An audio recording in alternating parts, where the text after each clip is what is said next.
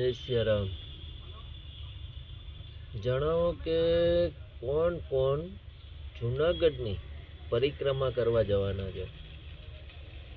આ વર્ષમાં એક વાર આવે અને દેવ દિવાળીની આગળ 11 રાત્રે જંગલનો દરવાજો ખુલે જૂનાગઢ ભવનાથથી નીચે તળેટીમાંથી, અને 5 દિવસ જંગલમાં ફરવાનું હોય છે. કેટલા? 5 દિવસ.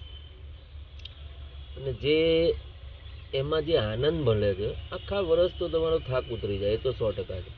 કેમ? પહાડો ચડવાના, ઉતરવાના, ઝરણા, નદી, સાધુ સંત, અને એટલી મજા આવે, એટલી મજા આવે, વાત ના પૂછો. રાત્રે ભજન કીર્તન ચાલુ હોય, કે ડાયરા ચાલુ હોય, ત્યાંના જંગલમાં રહેતા ભરવાડો આવે, એ લોકો છાસ દૂધ કેટલું બધું વેચાણ કરતા હોય, એ લોકોની કહાની તમને કહેતા હોય અમુક વાર.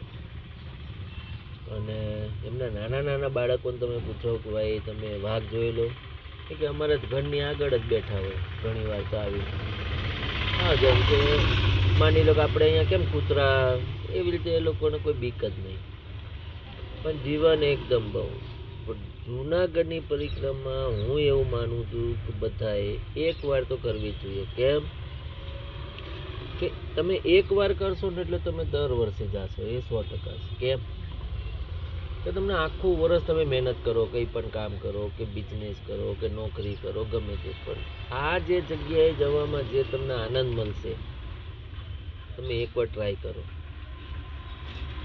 નોમના દિવસે પહોંચી જાઓ, દસમે પહોંચી જાઓ, 11 રાત્રે દરવાજો ખુલે છે, પણ બહુ મજા આવશે એમ અમે વિચાર્યું છે. એકવાર તો હું મારો દીકરો ગયા હતા 2 વર્ષ પહેલાં, અને આ વખતે હવે છે 1-2 મિત્રો, અમે જોઈએ, ટ્રાય કરીએ, જવાની ઈચ્છા છે.